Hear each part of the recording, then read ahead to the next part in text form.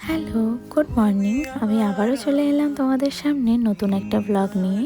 তো সেদিন ছিল আমার নাইট অফ। দেখো, সকাল সকাল ডিউটি থেকে ফিরে রেডি হয়ে বেরিয়ে পড়লাম ঘুরতে। আর কোথায় যাচ্ছি? আজকে আমরা সবাই মিলে যাচ্ছি ল্যাপচাখা ঘুরতে। অনেক দিন থেকেই ইচ্ছে ছিল ল্যাপচাখাতে যাওয়ার। আলিপুরদুয়ারের বাসিন্দা হয়েও ল্যাপচাখা যাওয়ার সৌভাগ্য এখনও পর্যন্ত হয়ে উঠল না। তবে কিছুদিন আগে হঠাৎ করেই বাড়ির সব জামাইরা মিলে প্ল্যান করে বসলো এই উইকেই ল্যাপচাখা ঘুরতে যাওয়ার। তাই যথারীতি আমার নাইট অফের দিনটাই ঘুরতে যাওয়ার জন্য বেশি সুইটেবল মনে হয়, কারণ নাইট অফের পর আমার উইকলি একটা অফও ছিল। কথা বলতে বলতে দেখো চলে এলাম নর্থ পয়েন্টে। এখানে আমরা আমার এক ছোট বোনের জন্য অপেক্ষা করছিলাম, কারণ আমার বোন আর তার বড় আমাদের সঙ্গে যাবে। আর এখান থেকে আমরা চিকেন নিয়ে নিয়েছিলাম, কারণ আমরা যে হোমস্টেতে থাকবো সেই হোমস্টের দাদাই বলছিল যে এদিক থেকে চিকেনটা নিয়ে যেতে, কারণ এদিকে চিকেনটা বাজেট ফ্রেন্ডলি পাওয়া যায় আর পাহাড়ে চিকেন পাওয়াটা একটু ডিফিকাল্ট। তাই তো চলো এখন জঙ্গলের মাঝখান দিয়ে সুন্দর সবুজে ঘেরা প্রকৃতি দেখতে দেখতে যাওয়া যাক আমাদের গন্তব্যের দিকে।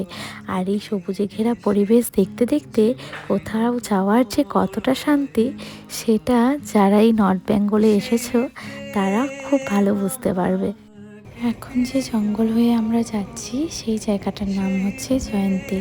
এখন আমরা জয়ন্তীর জঙ্গল হয়ে যাব শান্তালা বাড়ির দিকে। সেখানে গাড়ি পার্ক করে আবার নতুন একটা গাড়ি ভাড়া করে আমরা যাব ল্যাপচাখার আগে পর্যন্ত, কারণ শান্তালা বাড়ির পর থেকে আর নিজেদের বাইক গাড়ি এসব অ্যালাউড নেই।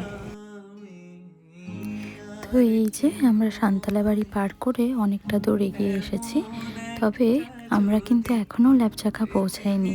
এখান থেকে আমাদের ল্যাপচাখা যাওয়ার জার্নি এখন সবে শুরু হবে। আর এইদিকে দেখো আমার বর হাই করছিল, আর এখানটায় দাঁড়িয়ে আমরা সবাই মিলে হালকা কিছু খেয়ে নিচ্ছিলাম, যেহেতু আরও অনেকটা দূরের রাস্তা পেরিয়ে আমাদেরকে যেতে হবে। তো এই যে সবে মাত্র আমরা ট্রেকিং শুরু করলাম। আর এই রাস্তাটা দেখো কতটা এবড়ো খেবড়ো উঁচু নিচু পাথরের রাস্তা, তাই এই দিকটায় গাড়ি একদমই অ্যালাউড নেই। এখান থেকে আমাদেরকে আরও 3 ঘন্টার পথ হেঁটে পেরোতে হবে।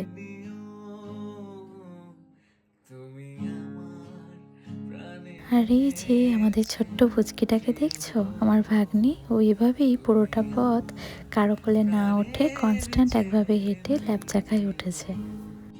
এখন আমরা বক্সা পৌঁছে কিছুক্ষণ রেস্ট নিয়ে সবাই মিলে খেয়ে নিলাম গরম গরম মোমো।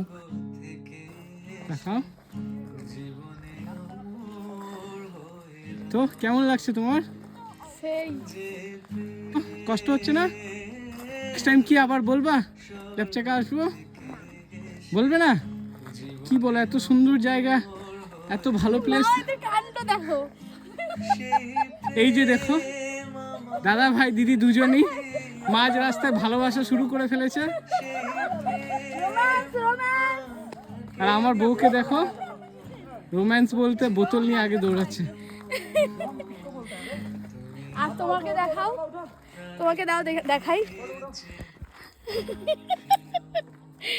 এই যে দেখো, আমাকে দেখো বন্ধুরা, এটা হচ্ছে আমি। সব কিছু দিয়ে দিয়েছি। ফাইনালি আমরা পৌঁছে গেছি আমাদের মেইন ডেস্টিনেশন ল্যাপচাখাতে। দেখো কি সুন্দর লাগছে ভিউটা, প্রকৃতির একই মনোরম সৌন্দর্য, যার টানে বিভিন্ন প্রান্ত থেকে বহু মানুষ ছুটে ছুটে আসে এর সৌন্দর্য উপভোগ করতে। বাইরে থেকে আমাদের হোমস্টের ভিউটা ঠিক এরকম।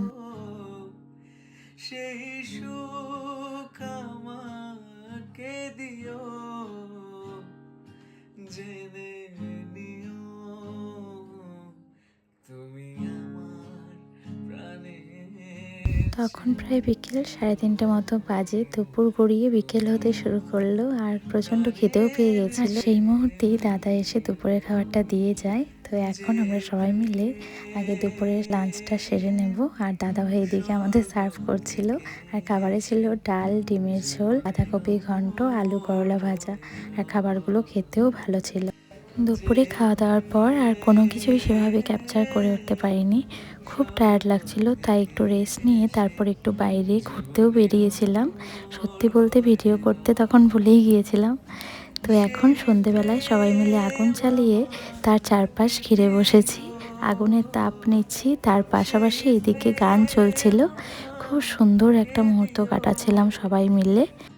আর এই শীতের রাতে গান শুনতে শুনতে আগুন তাপানোর পাশাপাশি কাছের মানুষদের সাথে আড্ডা দেওয়ার মজাই আলাদা। কারা কারা আমার সাথে একমত কমেন্টে জানিও। তারপরেই দেখো চলে এলো আমাদের সন্ধেবেলা স্ন্যাক্সে গরম গরম পকোড়া আর সঙ্গে লিকার টি।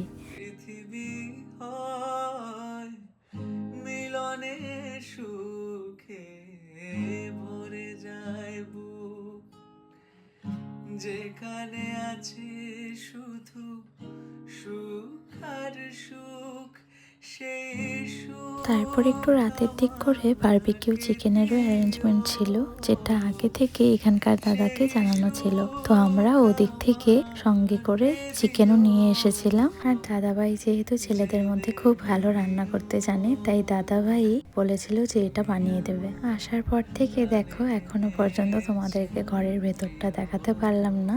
দেখো এই ঘরটাতে আমরা সবাই স্টে করছি একটা ঘরে, যেহেতু এখানে দুটো মাত্রই রুম আছে আর আরেকটা রুমও ওদের বুক ছিল, তাই আমাদেরকে একটা রুমে স্টে করতে হয়েছে। তবে আমরা সেটা আগে জানতাম না, এখানে এসে বুঝতে পেরেছি। তবে রুমটা খুব সিম্পল অ্যান্ড সুন্দর ছিল, যদিও রুমটা একটু অগোছালোই ছিল যেহেতু অনেকক্ষণ এসছি।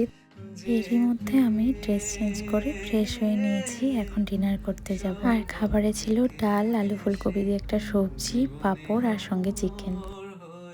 এটা ছিল পরের দিন সকালবেলাকার ভিডিও। আগের দিন আর ব্লগটা কন্টিনিউ করতে পারিনি, অনেক রাত হয়ে গিয়েছিল, তাই ঘুমিয়ে পড়েছিলাম। মোটামুটি 2:30-3টে নাগাদ ঘুমিয়েছিলাম। তো এখন দেখো ঘুম থেকে উঠে বাইরে ওয়েদারটা খুব সুন্দর লাগছিল, রোদ ঝলমলে টুকটুকে একটা ওয়েদার। আর এরই মধ্যে আমাদের ব্রেকফাস্টও চলে এসেছিল। এখন সবাই মিলে করব ব্রেকফাস্ট। আর আমার বর, দিদি, দাদা ভাই, ভাগ্নি ওরা তো খেতে বসেই পড়েছে। তো দেখো খাওয়া দাওয়ার পরে আমরা স্নান টান করে রেডি হয়ে নিয়েছি, এখন বাড়ি ফেরার পালা। তার আগে আমরা সব লাগেজ একসাথে রেখে একটু বেরোবো ঘুরতে। তো চলো তাহলে আমার সঙ্গে তোমাদেরকেও একটু ঘুরিয়ে নিয়ে আসি। যেখানে আছে শুধু তো দেখো এই জায়গাটার ভিউটা কতটা সুন্দর, তাই না? সুখ আমাকে দিও। আর ওই যে দূরে পাহাড়টা দেখতে পাচ্ছ, সেই পাহাড়টার নাম হচ্ছে পামশি।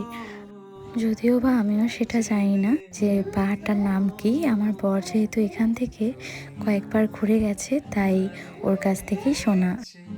প্রিয় তুমি আমার প্রাণের চেয়ে প্রিয়, যে প্রেম। এরপর আমরা হোটেল থেকে বেরিয়ে ঘুরে ফিরে চলে এলাম বক্সাতে। সেখানে এসে আবার আগের দিনের মতো মোমো খেয়ে এখন বাড়ির পথে রওনা দেব। স্বর্গ থেকে এসে জীবনে অমর হয়ে রয় সেই প্রেম। তো এই ছিল একটা ছোট্ট ব্লগ। ভালো লাগলে লাইক, কমেন্ট, শেয়ার করে দিও। তোমাদের সাথে দেখা হচ্ছে নতুন কোনো একটা ভিডিওতে। তো চলো আজ আসি, সবাই ভালো থেকো, সুস্থ থেকো, টাটা।